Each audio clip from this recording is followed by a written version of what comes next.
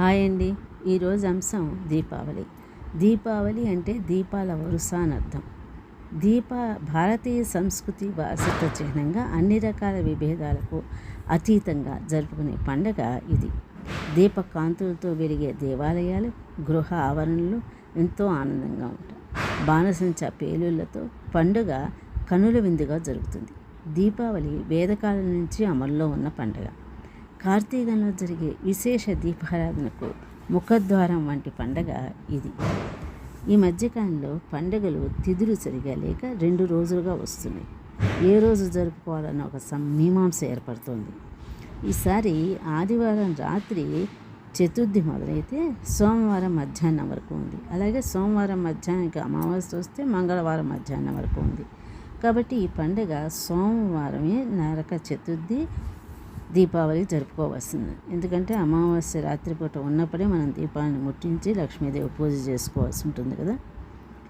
అంటే సోమవారం నాడే నరక చతుర్థి.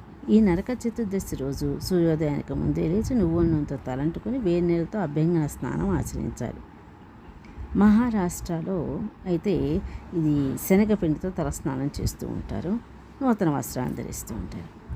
ఈ నరక చతుర్దశి రోజు ఇదొకటి చదువుకొని యమాయ ధర్మరాజాయ మృత్యవే చాంతకాయచ వైవస్వతాయ కాలాయ సర్వభూత క్షమాయచ ఔదుంబరాయ దద్నాయ నీరాయ పరమాత్మని అని ఈ యమనామాన్ని తప్పనిసరిగా చదువుకోవాల్సి ఉంటుంది. అలా చదువుకొని తర్పణాలు వదిలితే అకాల మృత్యు దోషం అనేది ఉండదు. పూర్వకాలంలో ఏం చేసేవారంటే గోగు కొమ్మ లేదంటే ఆముదపు కొమ్మ, ఈ రెండిట్లో ఏదో ఒకటి మనకి ఏది అవైలబుల్గా ఉంటే అది తీసుకొని నూనెలో తడిపి నూలు వస్త్రాన్ని కానీ లేదా నల్ల నువ్వుని ఒక చిన్న మూటగా కట్టేసి దాన్ని వెలిగించాలి. వెలిగించి పిల్లలకి దిష్టి తీసి ఉత్తరం నుంచి దక్షిణ వైపుగా తిప్పి పడేస్తారట. దీన్ని ఉల్కాదానం లేదా దివిటీలు వెలిగించడం అంటారు. ప్రదోషకాలంలో దక్షిణ దిశగా నిలబడి ఆకాశం వైపు దీపాన్ని చూపాలి.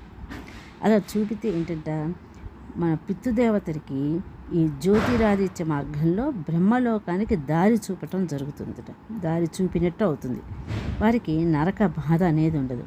అంతేకాక మన పితరులకు వీళ్ళు మనని మర్చిపోలేదు అన్న తృప్తి వారికి కలుగుతుంది. అప్పుడు వాళ్ళ ఆత్మలకి ఆ విధంగా తృప్తి కలిగేటప్పటికి వాళ్ళకి ఈ నరక బాధ అనేది ఉండదు. ఈ నరక చతుర్దశి రోజు సూర్యుడు తులారాశిలోను, చంద్రుడు స్వాతి నక్షత్రంలోనూ ఉంటారు. ఆ సమయంలో ఈ అగ్ని ఆరాధన స్నానం వల్ల ఆరోగ్యాలు ఐశ్వర్యాలు బాగా లభిస్తాయి అనేది ఒక నమ్మకం.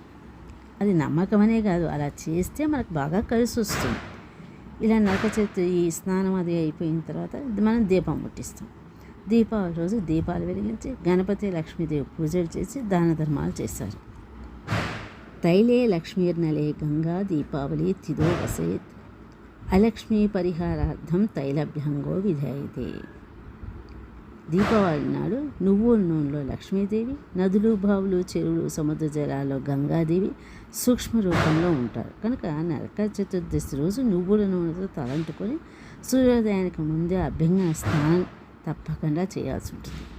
దీపావళి నాడు కూడా శిరస్నానం చేయవలసి ఉంటుంది. అలా చేయటం వల్ల ఏమవుతుంది, దారిద్ర్యం తొలుగుతుంది. గంగా స్నాన ఫలం కూడా లభిస్తుంది. నరక భయం ఉండదు. గంగా స్నాన ఫలం అంటే మనం ప్రతిసారి మనం దీపావళి రోజు గంగ దగ్గరికి వెళ్ళి చేయలేం కాబట్టి మన ఇంట్లో స్నానం చేస్తున్నా గంగలో చేసినంత ఫలితం లభిస్తుంది. దీపావళి లక్ష్మీ పూజ తప్పక చేయాలి. విష్ణు మార్కండేయ పురాణాలు ఆ లక్ష్మీ పూజను చేస్తే బాగా లాభదాయకం అని చెప్తూ ఉన్నాయి. దేవదానవులు అమృతం కోసం క్షీరసాగర మథనం చేసినప్పుడు విశేషమైన వస్తువులు వచ్చాయి. త్రయోదశి రోజేమో దేవవైద్యుడు ధన్వంతరి, అమావాస్య నాడేమో లక్ష్మీదేవి జన్మించారు. ధనంపై ఆధిపత్యం కలిగిన లక్ష్మీదేవి దీపానికి ప్రతిరూపంగా అనుకుంటాం. విష్ణువు ఆమె స్వీకరించి తన వక్షస్థలంలో నిలుపుకున్నాడు. ఇది అందరికీ తెలిసింది. ఆమె 8 రూపాల్లో ఉంటుంది. అంటే అష్టలక్ష్ములుగా పూజలు అందుకుంటుంది. మనకు అష్టైశ్వర్యాలను ఆమె ప్రసాదిస్తుంది. ఏ ఇంట్లో అయితే దీపం వెలుగుతూ ఉంటాయో ఆ ఇంట్లో లక్ష్మీదేవి ప్రవేశిస్తుంది. ఇది పొద్దున సాయంత్రం కూడా దీపాలు వెలిగించాల్సి ఉంటుంది. ఈ దీప ప్రజ్వలన వలన చీకటి, అజ్ఞానం, శోకము తొలగిపోతాయి. ఆరోగ్యము, ఐశ్వర్యము లభిస్తుంది.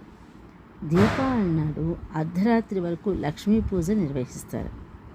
దీపావళి మరునాడు ప్రారంభమయ్యే కార్తీకం నెల రోజుల పాటు ప్రతి ఇంట ప్రొద్దున సాయంత్రం దీపారాధన విధిగా జరుగుతుంది.